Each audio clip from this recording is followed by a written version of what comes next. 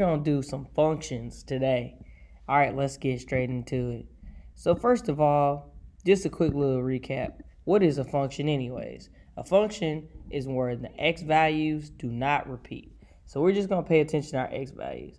So I have a 5, circle, 7, 9, 11. Nothing repeated. Easy enough. Our answer is A. Let's see B, right?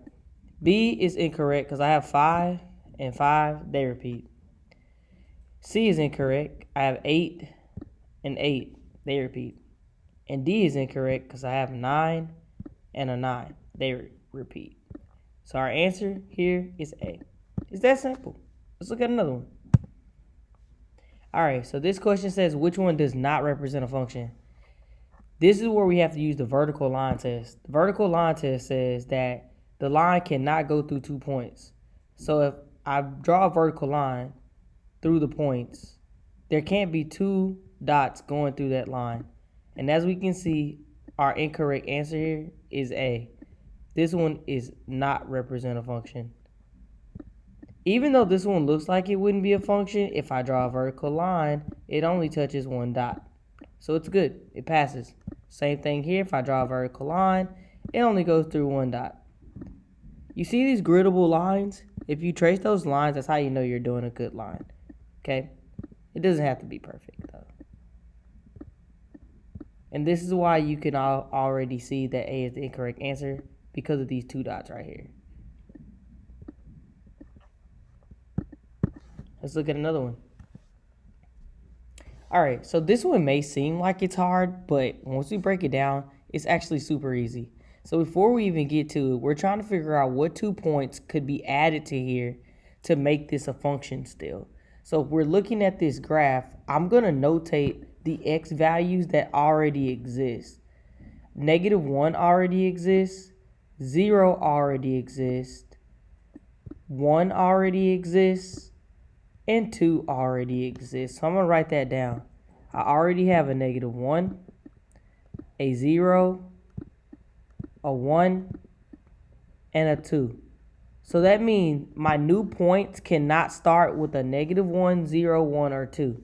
So let's look at our choices here. 3, that one's good. It doesn't start with a -1, 0, 1, or 2. -1, nope. A 1, nope.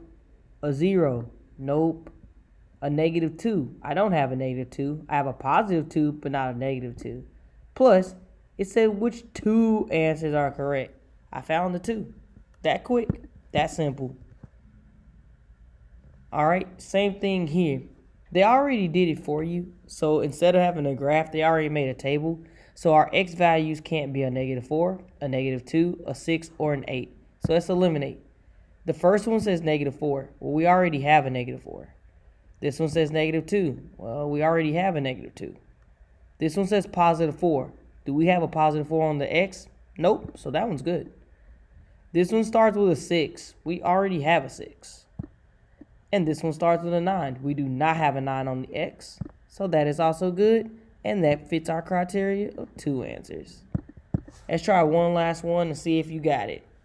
Which of these maps? So I'd like to think about maps like going to the dance. You shouldn't ask out 2 people at the same time to dance because that's really rude. So let's look at this. If we look here on answer choice A, you can see right here this guy is asking 2 ladies out to dance. That's real rude and that won't be functional, so it's not A. If we look at C, they're both trying to ask 2 people out at the same time. That's not functional. If we look at B, 20's trying to ask out somebody 2 times. That's not functional. But if you look at D, everyone's being a gentleman. No matter that there's only 2 young ladies at the dance, everyone's being a gentleman. We're not worried about the ladies. We're only worried about the guys being gentlemen. So the answer here is going to be answer choice D. I hope you guys enjoyed this video, and I hope to see you back for the next one.